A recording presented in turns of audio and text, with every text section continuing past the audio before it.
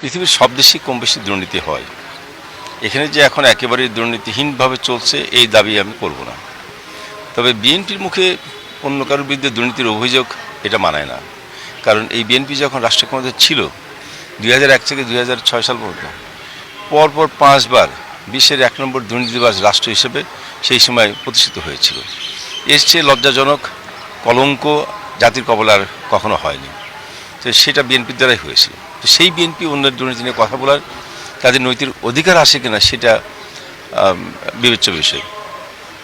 আর একটা কথা আমরা সবসময় বলি যে আন্তর্জাতিক বাজারেই এখন অনেক আন্তর্জাতিক বাজারটাই কিছুটা অস্থিতিশীল। বিশেষ করে রাশিয়া ইউক্রেন যুদ্ধের পরে এবং তার আগে 2 বছর করোনা কালীন মহাদুর্যোগের কারণে সারা বিশ্বে অর্থনৈতিক একটা মন্দা এবং বাজারটা অস্থিতিশীল ছিল। সেই অস্থিতিশীলের ঢেউ কিন্তু আমাদের দেশেও আছে। আমাদের পার্শ্ববর্তী বা আমাদের এই সাবকন্টিনেন্টে এখনও অস্থিরতা কাটিয়ে উঠতে পারি নাই। আর আমাদের দেশের এর পাশাপাশি আরেকটা সমস্যা হলো যে কিছু অসাধু ব্যবসায়ী আছেন, তারা সুযোগ বুঝে সেই ঝোপ বুঝে কোপ মারার মতো তারা সুযোগের অপেক্ষায় থাকেন। কোনো দুর্বলতার সুযোগটা পেলেই তারা অতিরিক্ত মুনাফার জন্য নানান ছলচাতুরি করেন, কৌশল অবলম্বন করেন, যার কারণে আমাদের বাজারটা অনেক ক্ষেত্রেই নিয়ন্ত্রণ করা খুব কঠিন হয়ে যায়। তবে সরকার এ ব্যাপারে কঠোর পদক্ষেপ নিয়েছেন। আমরা আশা করছি সরকার এই সিদ্ধান্তগুলো সরকার সংশ্লিষ্ট দপ্তরগুলো তারা যথাযথ বাস্তবায়ন করার জন্য দুর্নীতি দমন করা এবং এই বাজারকে নিয়ন্ত্রণ করার জন্য কঠোর পদক্ষেপ নেবেন, এটা সবার প্রত্যাশা। না, এটা আসলে ওইভাবে ঢালাও করে বলার কোনো সুযোগ নেই, কারণ সরকারের কোন মন্ত্রী এমপি চালের ব্যবসার সঙ্গে জড়িত আছে এটা আমার জানা নেই।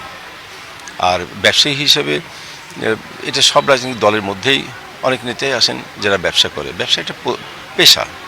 মানুষ যখন ওকালতি পেশা আছে, চিকিৎসা পেশা আছে, প্রকৌশলের পেশা আছে, সেই হিসেবে ব্যবসাটা পেশা। সে ব্যবসায় করতেই পারে যে কোনো। আর ব্যবসায়ী হিসাবে রাজনীতি করতে পারবে না এরকম কোনো আইন কোথাও নাই, পৃথিবীর কোনো দেশেই নাই। অথবা একজন ব্যবসায়ী হলেই যে সে সব অনৈতিকতার ধারকবাহক হবে এটাও ভাবার ঠিক নয়। ঢালাভাবে এরকম অভিযোগ করার সুযোগ নেই।